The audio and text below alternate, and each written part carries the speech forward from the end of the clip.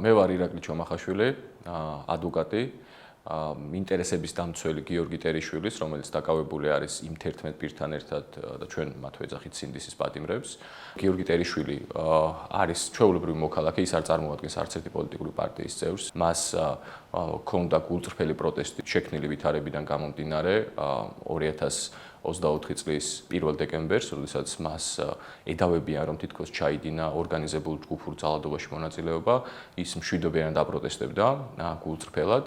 ხოლო ამისთვის სხვა 11 პირთან ერთად მიეცა პასუხისმგებაში. პროფესიით არის, ასე ვთქვათ, ძღოლი, ტაქსის ძღოლი და საერთოდ არ არის ჩართული პოლიტიკაში.